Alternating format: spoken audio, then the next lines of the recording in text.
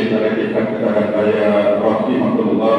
Sebelum pelaksanaan ibadah salat Jumat pada siang hari kita mulai, atas nama takbir kami perlu menyampaikan adanya beberapa pengumuman yang berkaitan dengan ibadah salat Jumat pada siang hari ini. Di antaranya pertama, bahwa untuk siang hari ini yang akan bertindak sebagai imam sekaligus khotib adalah beliau Bapak Ustaz Haji Joko Purwanto, Magister Pendidikan Islam. Kemudian yang kedua berkaitan dengan pengajian doa yang akan bagi kendaraan raya besok pada hari Ahad tanggal 26 Mei 2024 bertempat di Masjid Safirul Huda, Ketandan RT 3. Seperti biasa dimulai jam 5:30 sampai dengan jam 6:30 pagi, dan insya Allah akan dibersamai oleh Bapak Ustaz Haji Aristoha dari Karangkacil. Selanjutnya pemain ketiga datang dari panitia kurban Masjid Al-Iqtiqad Ketaran Raya, diinformasikan kepada seluruh jamaah bahwa panitia kurban Masjid Al-Iqtiqad Ketaran Raya masih menerima pendaftaran sohibul kurban kambing. Untuk itu, para jamaah yang berniat untuk ikut kurban di Masjid Al-Iqtiqad berupa kambing, kami persilakan untuk menghubungi panitia kurban Masjid Al-Iqtiqad Ketaran Raya. Kemudian yang keempat, perlu kami ingatkan bahwa nanti malam, Jumat malam Sabtu, kajian tafsir Quran di Masjid Al-Iqtiqad Ketaran Raya dimulai jam 5:30 sampai 4, dimulai habis sholat maghrib sampai dengan menjelang sholat Isya. Untuk itu, para jamaah yang waktu untuk bersama-sama menghadiri kajian tafsir Quran tersebut yang diadakan rutin setiap Jumat malam Sabtu bersama Bapak Haji Asy'ari Syiraj. Yang terakhir, satu angka masjid sampai pada bulan atau minggu lalu berjumlah Rp45.250.000. Kemudian di sholat Jumat pada Jumat pekan kemarin mendapat Rp3.548.000. Infak lain-lain Rp100.000. Adapun pengeluaran sejumlah Rp4.032.000. Sehingga satu akhir ongkos masjid sampai pada hari ini berjumlah Rp44.866.000. Demikian keadaan ongkos masjid Al-Iqtiqad Ketaran Raya sampai pada saat laporan ini kami sampaikan. Untuk selanjutnya, sebelum sholat Jumat pada siang hari kita mulai, kepada seluruh jamaah kami persilakan untuk memenuhi barisan mulai paling depan terlebih dahulu. Kemudian barisan sok-sok di belakangnya kami mohon untuk menyelesaikan. Kemudian bagi jamaah yang baru komunikasi untuk tidak lupa dengan kita terlebih dahulu selama berlangsungnya ibadah sholat Jumat pada siang hari ini. Baiklah, karena waktu sudah masuk untuk itu sholat Jumat akan segera kita mulai. Kepada Bapak Ustaz Haji Joko Purwanto DPDI, waktu dan tempat kami persilakan. Sekian yang perlu kami sampaikan, atas nama takbir kami ucapkan banyak terima kasih. Assalamualaikum warahmatullahi wabarakatuh.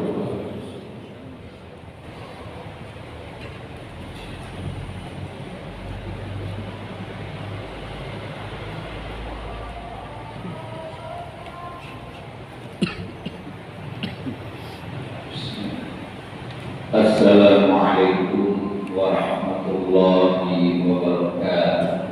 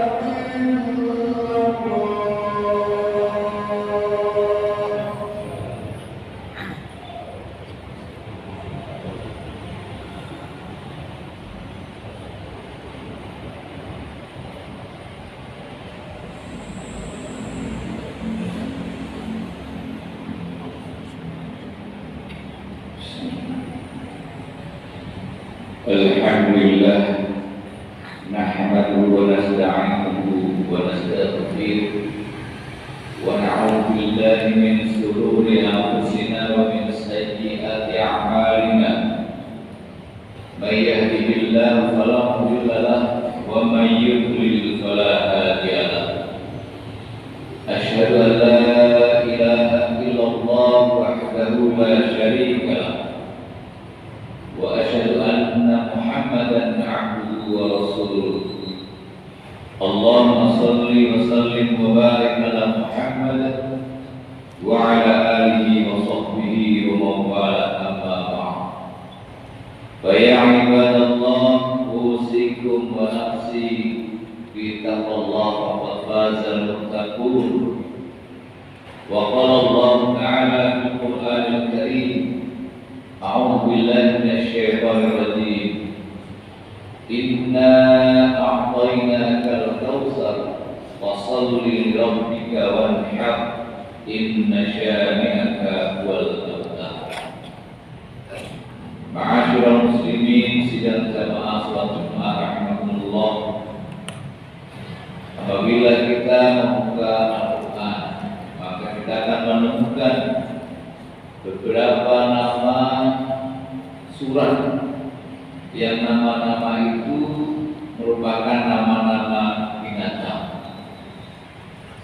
seperti Al-Baqarah, sapi betina, surat Al-Fil yang berarti gajah, surat An-Nahl yang berarti lebah, surat An-Naml berarti semut, surat Al-Ankabut artinya laba-laba, dan yang lainnya. Pemberian nama surat tersebut tentu saja bukan tanpa tujuan. Di antara tujuan Allah Subhanahu wa taala berikan nama tersebut adalah Allah Subhanahu wa taala ingin menunjukkan suatu iktibar, pelajaran kepada kita sebagai manusia. Untuk itu pada kesempatan khutbah Jumat yang singkat di siang hari ini, khotib ingin mengajak para jamaah untuk sekedar memahami suatu iktibar dari binatang yang disebutkan dalam Al-Quran, di mana binatang itu memiliki karakteristik atau sifat yang sungguh berbeda, bahkan bertolak belakang sifat dan perilakunya. Adapun binatang tersebut yang pertama adalah laba-laba.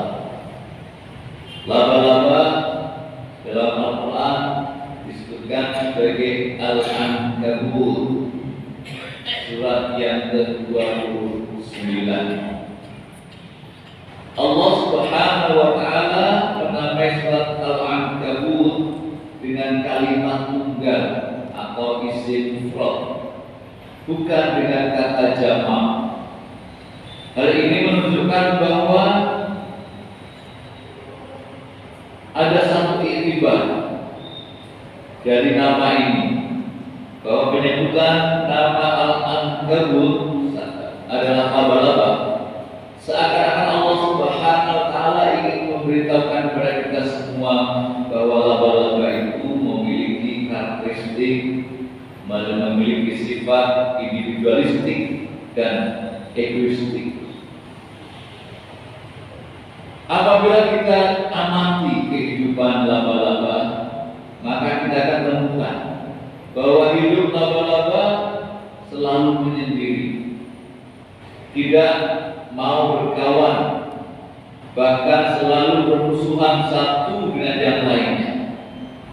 Apapun pekerjaan bagi laba-laba dikerjakannya sendiri, mencari mangsa sendiri, dan mangsa itu dinikmati dan dimakannya sendiri pula. Membuat rumah sendiri dan ditempati sendiri. Jika ada yang mendekatinya, pasti akan dibunuh dan dimangsanya. Bahkan laba-laba jantan yang telah membuahinya pun akan dibunuh dan dimangsanya. Di sisi lain, laba-laba mengeluarkan benang sutra yang sangat kuat untuk membuat rumahnya. Meskipun benang itu begitu tipis, tetapi sangat kuat. Menurut para ilmuwan barat yang melakukan penelitian menemukan bahwa benang sutra laba-laba kekuatannya 5 kali lebih kuat dari kawat tembaga dalam ukuran yang sama. Sungguh bahan dasar yang sangat kuat untuk sebuah tempat atau tempat tinggal. Namun demikian Allah Subhanahu wa taala berfirman dalam surat Al-Ankabut ayat 41. Mathalul ladzina ittakhadhu min dunillahi awliya kamathalil ankabuti ittakhadtu baitan wa inna awhanal buyuti la baitul ankabut law kanu ya'lamun. Perumpamaan orang-orang yang mengambil pelindung selain Allah adalah seperti laba-laba yang membuat rumah. Dan sesungguhnya rumah yang paling lemah adalah rumah laba-laba, sekiranya mereka mengetahuinya. Jamaah Allah, ayat ini memberikan pesan kepada kita semua bahwa manusia sebagai makhluk individu yang disebutkan insannya akan mempertanggungjawabkan semua perbuatan secara individu.